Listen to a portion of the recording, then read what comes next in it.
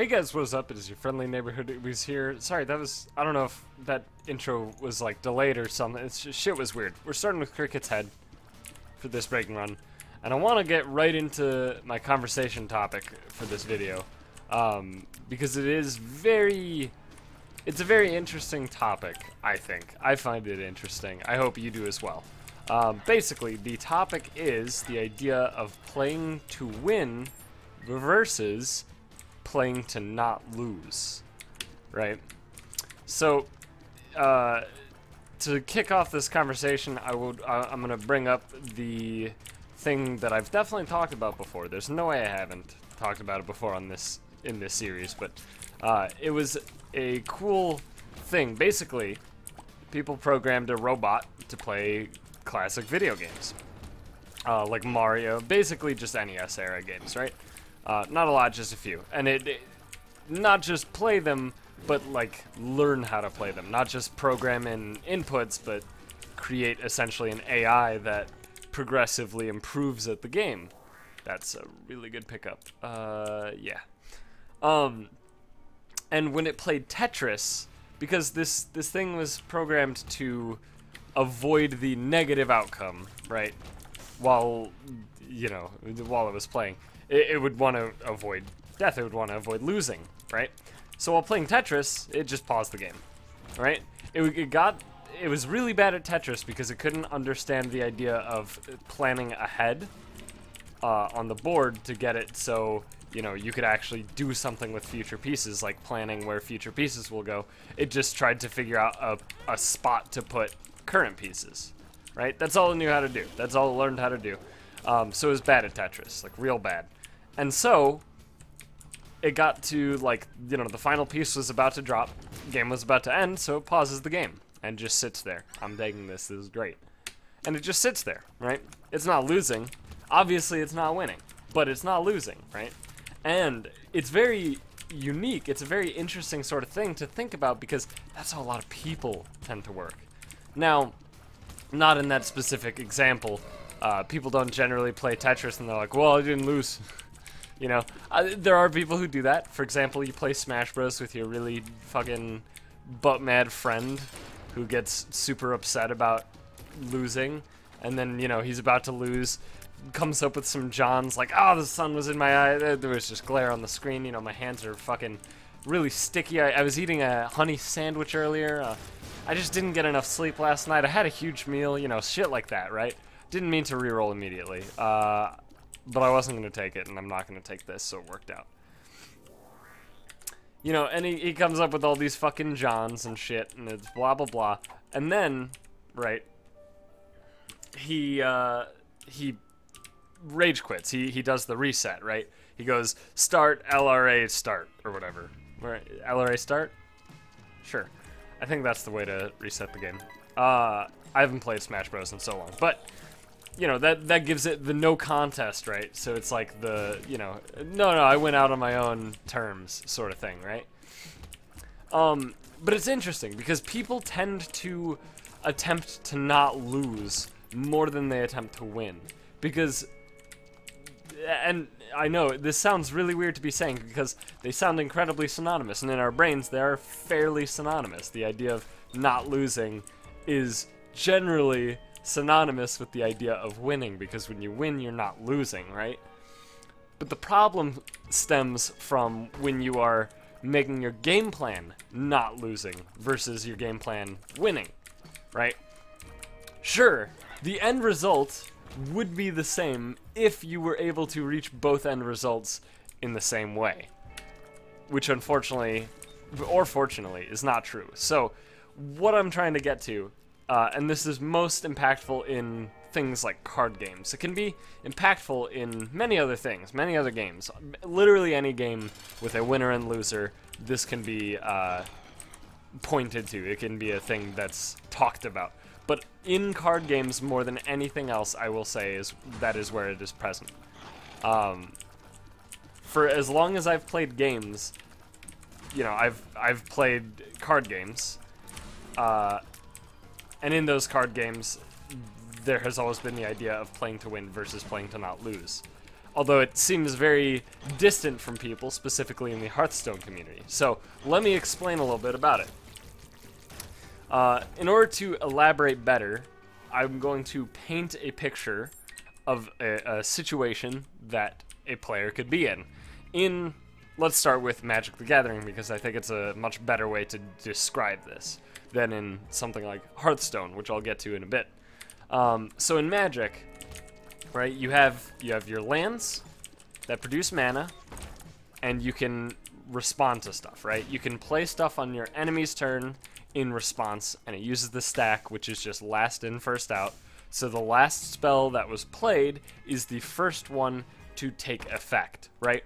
And this allows counter spells to exist, meaning, let's talk about Mana Leak, one of the arguably most powerful counter spells that Wizards has allowed to be in the standard game after, like, you know, modern card sets became a thing, right? Like, after they included the modern border, Mana Leak might be the best.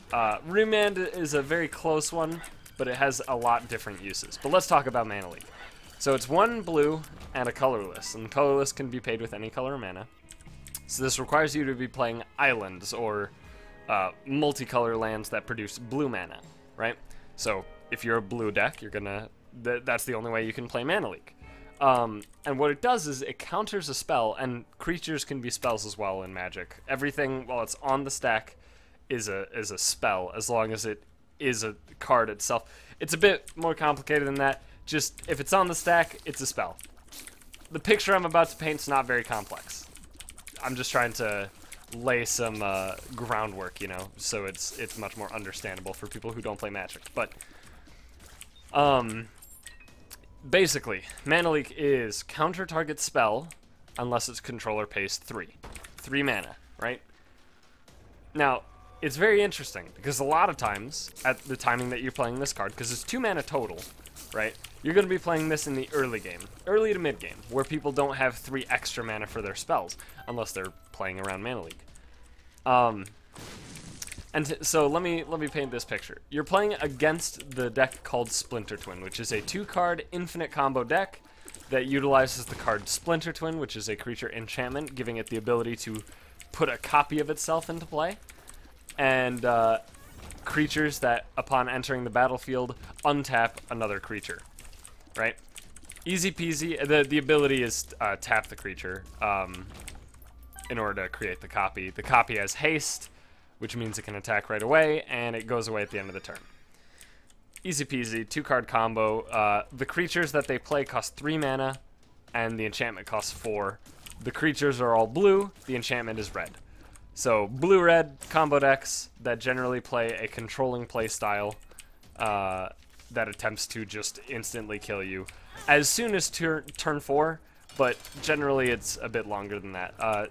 Splinter Twin more recently has moved a little bit away from the infinite combo, but it still is alive and well in the deck. So, that is Splinter Twin. You are playing against Splinter Twin.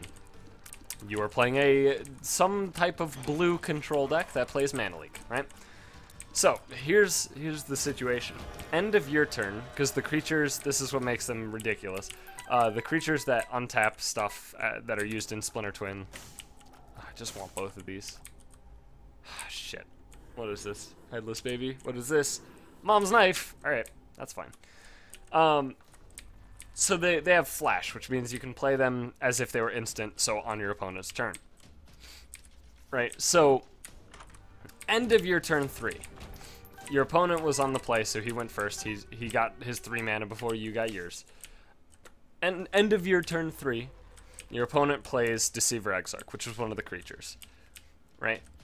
You have a Mana Leak in hand.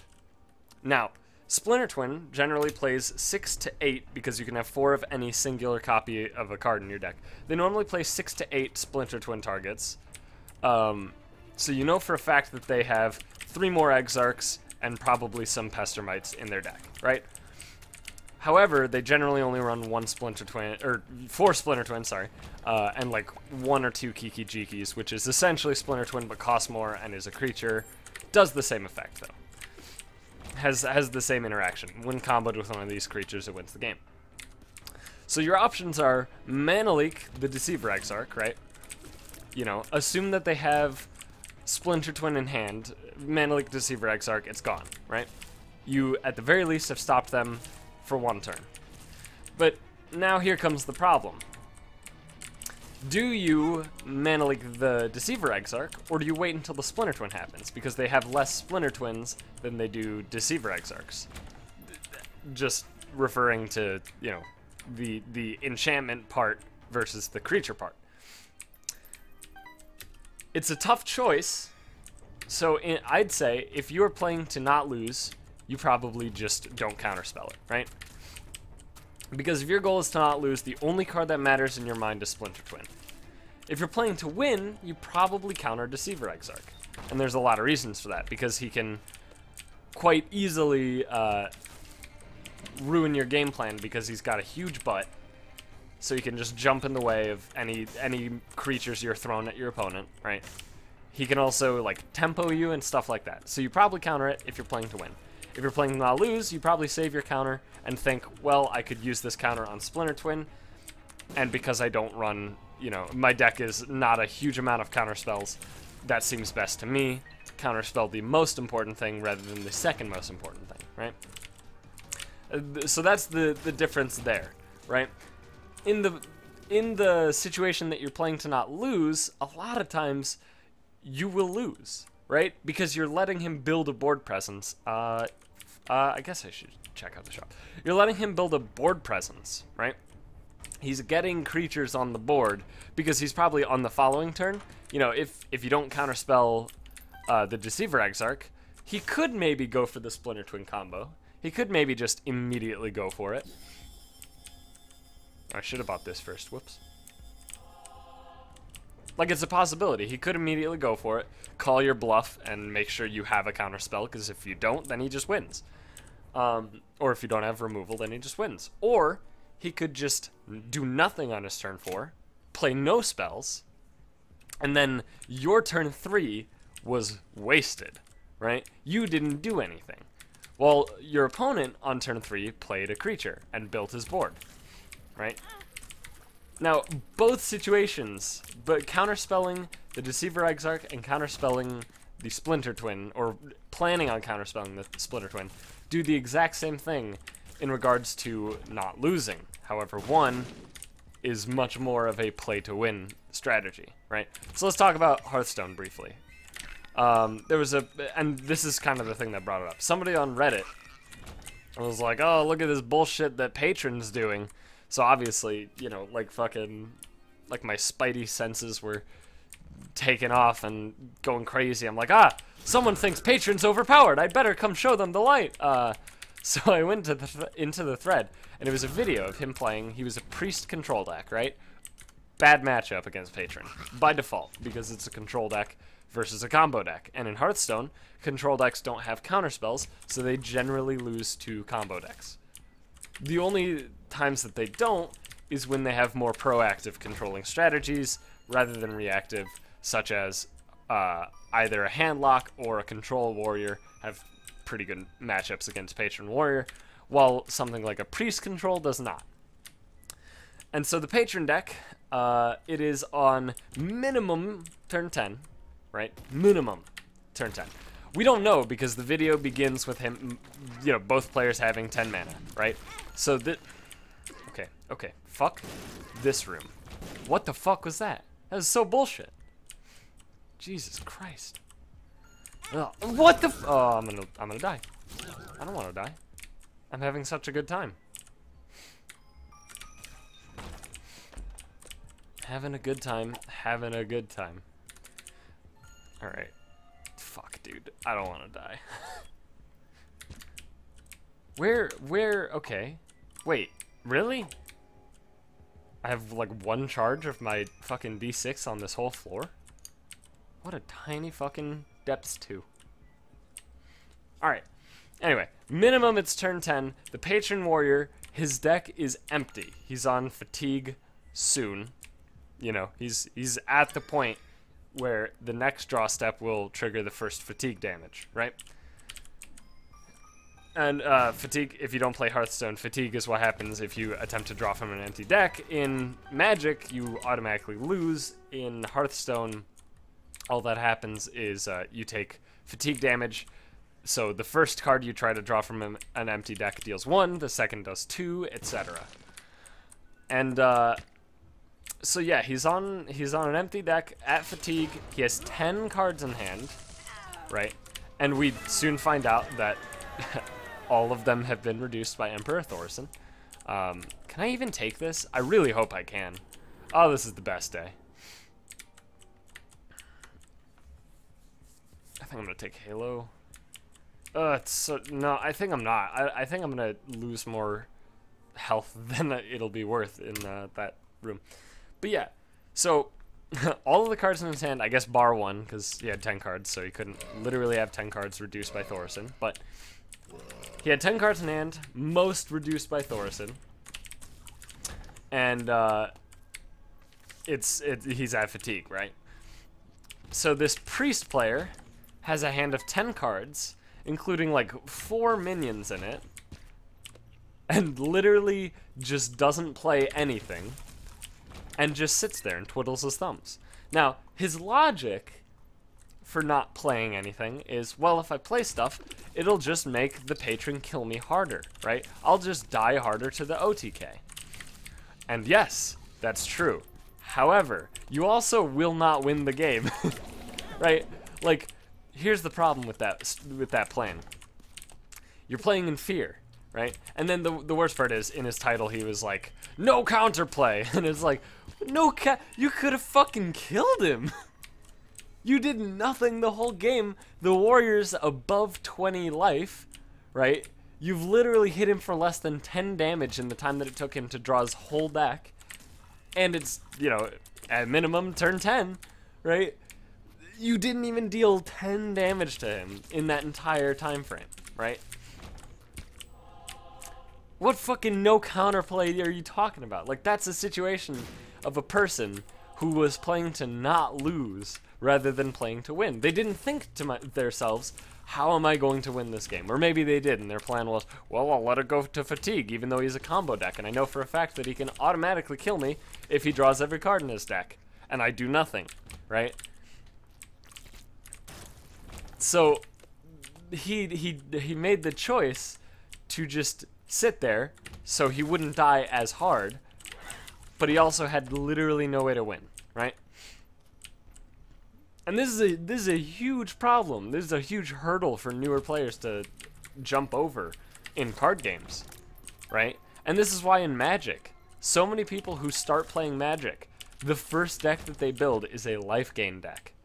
It is. So many people do it. I did it. Every one of my friends did it. Everybody I know ever has made a life gain deck in Magic the Gathering. Everyone. And you want to know why that is? Because in your mind, when you're starting to play Magic, you're like, how do I lose? My life goes to 0. Well, if I gain life, it doesn't go to 0. Right? Like I don't go to 0, right? So how would I lose? Well, here's the problem. You lose because you did nothing. Regardless of how much life you have, if you never kill your opponent, you're gonna lose. You need a way to kill them. You need a way to win. You don't just need to not lose, right? They are two drastically different things when it comes to that sort of situation. And that, honestly, I legitimately think that is the root cause of everyone's patron hatred in Hearthstone. Really, I really think that's it. I think that's the solution. Is people just need to learn how to play to win. In the time that I played Patron Warrior, and I mean, like, I still have the deck crafted. It's not like I'm never gonna ever play it again. It's just that I haven't played it in a while. But in all of the time that I played Patron, the hardest games were the ones where my opponent was trying to continue pressuring me, right? Those were the hardest games. The easiest games were when my opponent played reactively. Every time my opponent played reactively, I won. Every time. The only games that I ever lost were ones where they played proactively. But so many people have it in their head that, oh, if I play proactively and get minions on the table, then the patron gets to combo off harder and kill me harder. Well, it doesn't matter if he overkills you by 20 or if he kills you exactly. It's irrelevant. You're dead if you're dead. And you die if you don't do shit. So where's the problem, you know? The problem isn't with patron, the problem is with the way that you're playing against patron. Now, I'm not going to sit here and say patron's not a good deck. It is. It has a lot of consistency. It has a lot of power. But the point is, the amount of people who lose to patron and just scapegoat it by claiming how overpowered it is, just because they've heard, you know, they have this fear of patron warrior due to other people doing the exact same thing and just scapegoating it, and they're like, well, the way to play around it's just not play minions, so I'll just not play minions. Well, then how do you win? There are decks that can win without playing minions. They exist. Well, I mean, they eventually play minions. Generally, I'm talking about like Malagos decks or Frost Mage or something like that. Speaking of Frost Mage, if you want to be patron, just play fucking Frost Mage. Serious. Frost Mage has a really good matchup against patron, as does Control Warrior, Handlock, Oil Rogue, and you may see something in common with all these decks.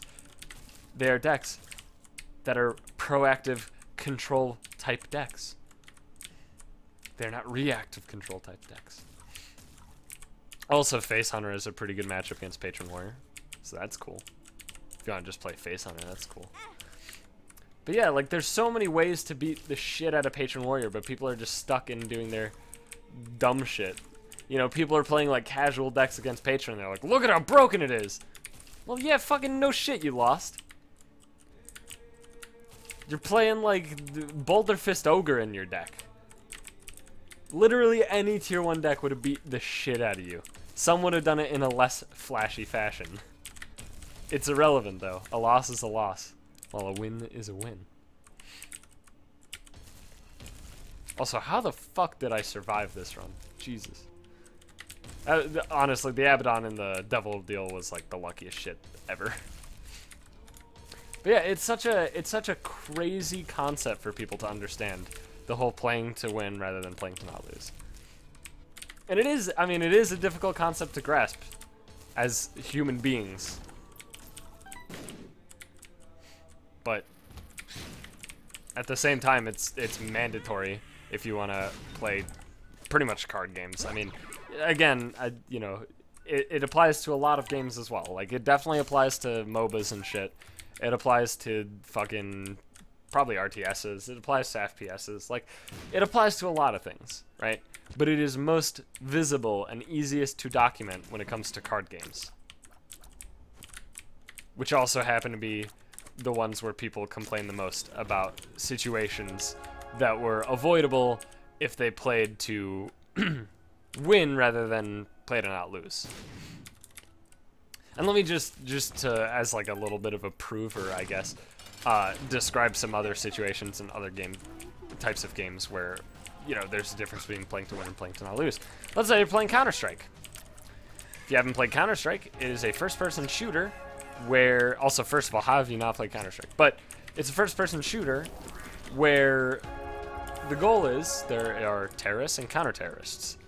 The terrorists, their goal, the way they win, is by planting the bomb and the bomb exploding. I believe, I actually don't know if you automatically, like, obviously you win if you kill everybody, but I don't know if it's an automatic occurrence, like if all the counter-terrorists die, you just automatically win, or I don't remember.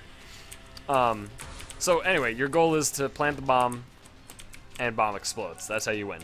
Counter-terrorists, you win by killing all the terrorists before the bomb explodes, or disarm the bomb. Very, very simple, basic beginning of a game, right? Like very basic rule system in the game, right? You kill dudes. I mean, there's a lot more complexity to it, but like when you boil it down, it's very basic, right? The main goal of both sides is kill the other dudes. It's just that the way that you win differs. It's not just a death match, right? Now, here's a situation, right?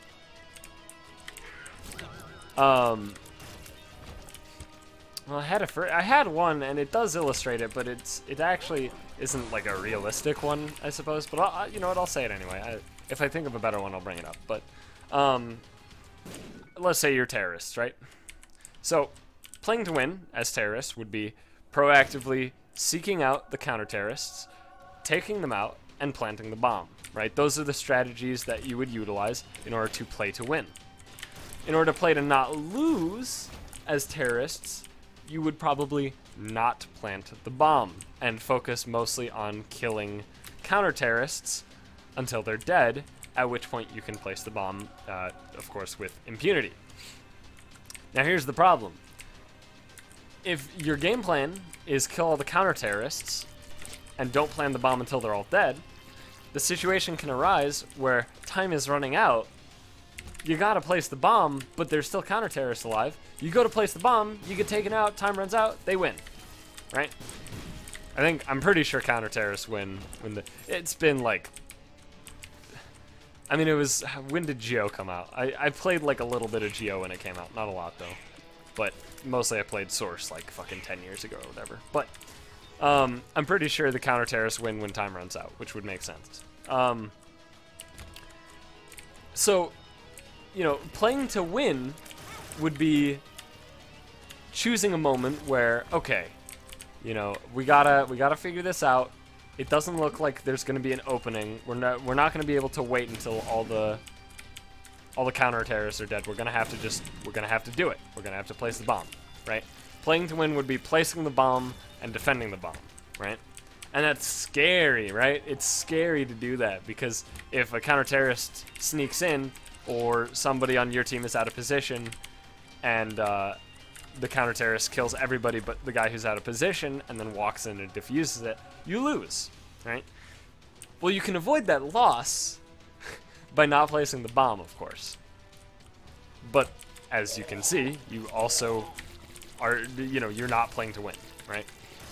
And in most situations like that, you will probably lose. Now, it's a bit hard to, it's a bit more like wishy-washy gray area than that in specifically Counter-Strike. Because in Counter-Strike, a lot of the best strategies, from what I understand, do involve a systematic removal of the opposing team in order to clear the way, to make it safe to place the bomb or defuse the bomb or whatever. So it's not as simple as I'm making it seem, but at the end of the day, that's the concept that I'm trying to get across my keyboard.